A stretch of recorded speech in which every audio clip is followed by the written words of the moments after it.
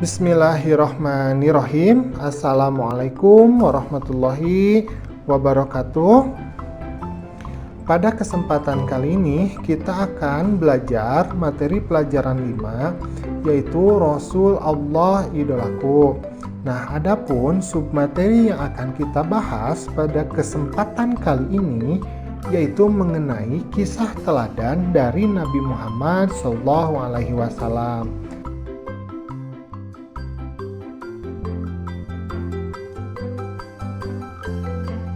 Nah, tidak lupa selalu mengingatkan bagi kamu yang belum subscribe, yang belum like dan share, share dulu ya channel Guru Cerdas.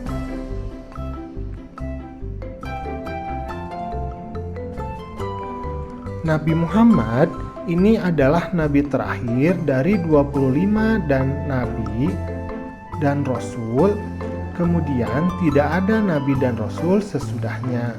Nah, Nabi Muhammad ini dilahirkan di kota Mekah, yaitu pada hari Senin, tepatnya tanggal 12 Rabiul Awal, bertepatan dengan tahun Gajah atau 20 April 571 Masehi.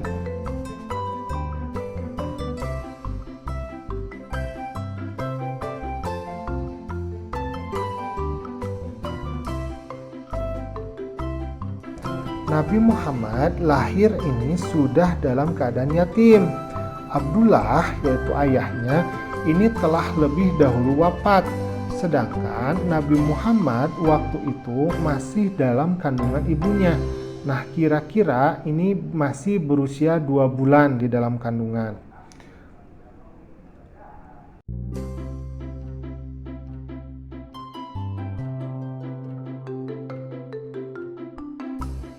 Ayah beliau ini ketika wafatnya tidak meninggalkan harta benda yang banyak yang bisa diwariskan kepada Nabi Muhammad. Abdullah hanya meninggalkan beberapa ekor unta saja. Nah, ibunya Nabi Muhammad yang bernama Aminah binti Wahab ini dari kalangan suku Quraisy yang terpandang dan sangat mulia di masa tersebut. Nabi Muhammad pada masa bayi kemudian diasuh oleh pengasuh namanya Halimah As-Sa'diyah. Setelah usianya lebih kurang 2 tahun, maka kemudian Halimah ini menyerahkan kembali Nabi Muhammad kecil kepada ibunya, yaitu Aminah. Pada masa anak-anaknya, Nabi Muhammad kecil itu selalu diajak oleh pamannya Abu Thalib untuk menggembalakan kambing. Nah, Nabi Muhammad ini senang dengan pengerjaannya dan karena beliau ini sayang kepada binatang. Karena itu pamannya Nabi Muhammad yang bernama Abu Thalib ini sering menyebut Nabi Muhammad itu si cerdas yang lincah dan baik.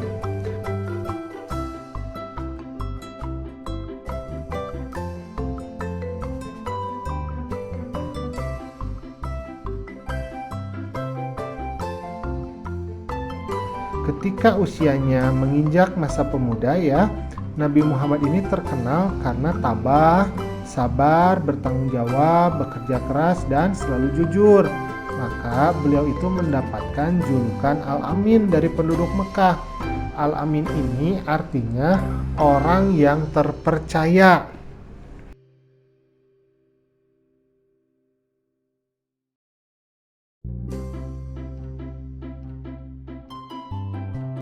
Pekerjaan yang digeluti oleh Nabi Muhammad ketika itu, beliau ini suka berdagang ke negeri Syam. Ia membawa berbagai jenis dagangan milik saudagar yang kaya perempuan bernama Khadijah binti Khuwailid.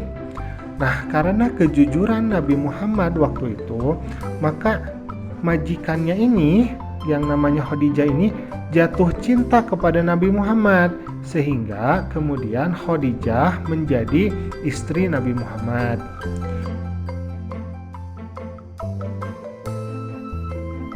Pada usia 40 tahun, kemudian beliau diangkat menjadi rasul.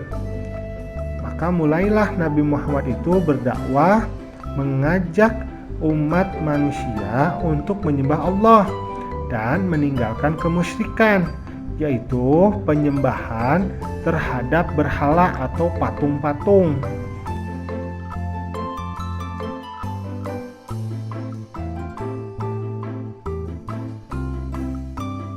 Nabi Muhammad ini memiliki suatu kebiasaan untuk berkholwat. Berkholwat itu maksudnya adalah mengasingkan diri dari keramaian manusia, merenung, mendekatkan diri kepada Allah. Tempat yang digunakan untuk berkholwat Nabi Muhammad ini namanya adalah Gua Hiro. Gua Hiro ini kurang lebih jaraknya adalah 5 km dari arah timur kota Mekah. Nah, Nabi Muhammad biasanya berkholwatnya ini pada setiap bulan Ramadan. Pada hari ke-17 dari bulan Ramadan, di usianya yang ke-40 tahun, Nabi Muhammad ini mengalami suatu peristiwa yang sangat menakjubkan. Beliau kemudian menceritakan peristiwa itu. Kata Nabi Muhammad, "Di saat aku sedang tidur, maka datanglah malaikat Jibril menghampiriku, seraya berkata, 'Bacalah.' Maka dijawab oleh Nabi Muhammad, 'Aku tidak bisa membaca.' Maka kemudian malaikat lalu memelukku hingga aku merasa bahwa kematian sedang menghampiriku. Ia melepaskan diriku lalu berkata lagi, 'Bacalah.' 'Aku tidak dapat membaca,' jawabku. Ia kembali memelukku lagi hingga aku merasa kematianku tiba. Kemudian ia melepaskan diriku sambil berkata, 'Iqra' bismi rabbikal ladzi khalaq, khalaqal insana min 'alaq, Iqra' wa rabbukal akram, alladzi 'allama bil qalam, 'allamal insana ma lam ya'lam.' Aku lalu mengucapkan kata-kata yang dituntunkan malaikat Jibril itu, hafal seolah-olah tertulis di dalam hatiku. Itulah wahyu pertama yang diturunkan oleh Allah kepada Nabi Muhammad SAW, yaitu Quran Surat Al-Alaq ayat 1-5. Dalam menyiarkan agama Allah, Nabi Muhammad ini tidak pernah takut sekalipun berhadapan dengan berbagai rintangan. Ketika beliau berdakwah, beliau ini sering dihadang, bahkan diancam akan dibunuh. Abu Jahal adalah orang yang paling membenci Nabi Muhammad. Suatu ketika, Nabi Muhammad ini sedang beribadah. Lantas, Abu Jahal dan komplotannya ini datang sengaja mengotorinya dengan najis.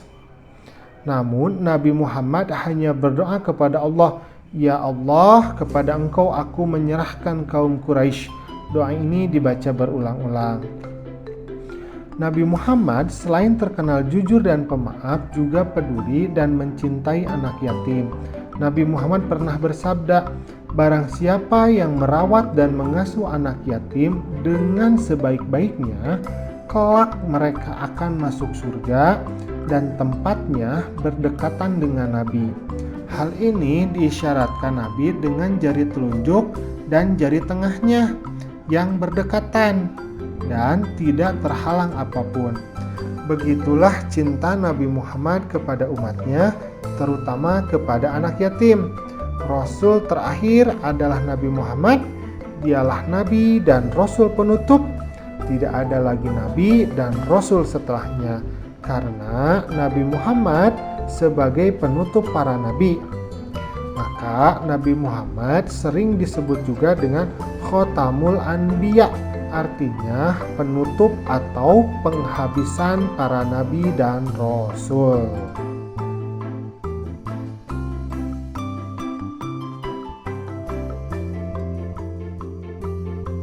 Alhamdulillah, pembelajaran kita sudah selesai.